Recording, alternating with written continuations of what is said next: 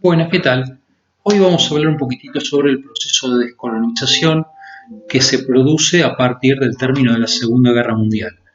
Terminada la Segunda Guerra Mundial, las grandes potencias coloniales, Francia, Gran Bretaña, Bélgica, Holanda, están completamente exhaustas y agotadas por lo que les produjo, la erogación que les produjo el costo de la guerra.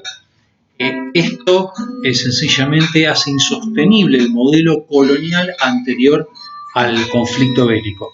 Por lo tanto, lentamente en el mundo se va dando un movimiento de descolonización. Esto lo vamos a poder ver tanto en Asia como incluso en África. Por ejemplo, si nos trasladamos a Asia, el caso típico es la India. La India, que estaba dominada por los británicos, ¿sí?, firmemente desde el siglo XIX, comienza el proceso de descolonización, obteniendo la independencia a partir de 1947 aproximadamente, cuando los movimientos pro independencia comienzan a forzar a los británicos a la retirada. Es más, los británicos dentro del Parlamento adoptan una postura pro salida de la India, porque ya los costos les eran privativos para mantener un ejército, para mantener una administración colonial. Por lo tanto, hacen una salida ordenada de la India, ordenada para ellos. En la India queda prácticamente una bomba de tiempo, porque la fragmentación y la división que hay entre los sectores musulmanes y los sectores brahmanes que practican el hinduismo es muy profunda, y esto va a derivar en la fractura de la India. La India se va a fracturar en un sector propiamente por los hindúes, ¿sí?, y otro que va a estar caracterizado por los musulmanes, es decir, Pakistán del norte, Pakistán del sur de origen musulmán y la India de origen hindú-brahman. Esto no está exento de conflictos. La región de Cachemira, hasta el día de hoy, siendo tanto Pakistán como la India potencias nucleares, sigue siendo un foco de tensión porque ambas reclaman esta posición. En el caso de Pakistán del Sur, desaparece después de un tiempo y se transforma en Bangladesh. Esto es por un lado. Por el lado de Indochina, la Indochina francesa, que los franceses habían dominado durante muchísimo tiempo, desde el siglo XIX, comienza a entrar en crisis a partir de la derrota francesa de la Segunda Guerra Mundial. Esto va a producir que primero los japoneses y luego de la derrota de la guerra retornen nuevamente los franceses, hasta la humillación y la gran derrota militar que sufrieron en los años 50 en Dien Bien Phu, cuando el ejército, específicamente de lo que va a ser conocido como Vietnam del Norte, logra expulsar a los franceses. Ahí se va a marcar una gran división en la zona de Vietnam, que es el norte, básicamente suministrado en armas y apoyado por las potencias comunistas, y el lado sur, que va a estar apoyado por el capitalismo con asesores de los Estados Unidos que van a cubrir ese vacío de poder que dejó la Francia en retirada.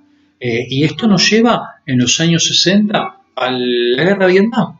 ¿Sí? La guerra de Vietnam, de un Estados Unidos empecinado en mantener su presencia en la zona, peleando contra un Vietcong que le es suministradas las armas a través del comunismo.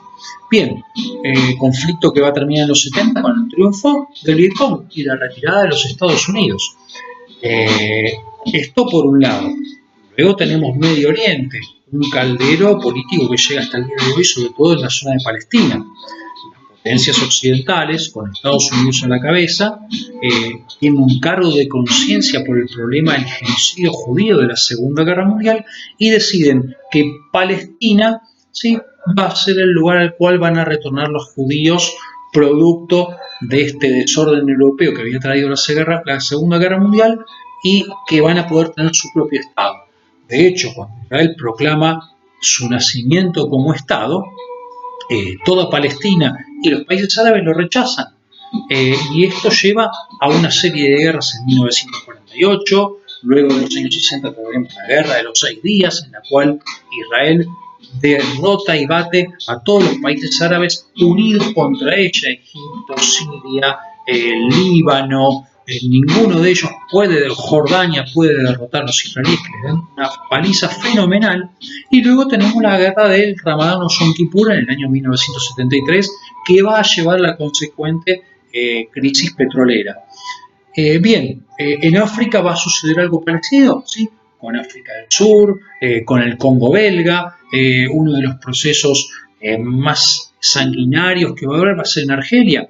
El general de Gaulle, durante mucho tiempo en la Segunda Guerra Mundial, utilizó África del Norte como plataforma para mantener la Francia libre, en contra de la Francia Vichy que apoyaba a Alemania.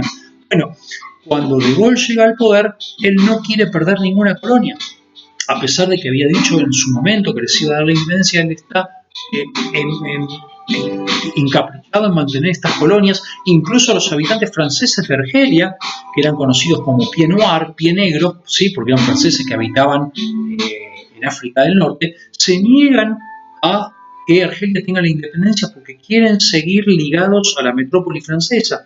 Bueno, lleva una serie de asesinatos, ataques terroristas, incluso el movimiento de liberación argelino llega a practicar el terrorismo en suelo francés, poniendo bombas, hasta que Francia accede a darle la libertad.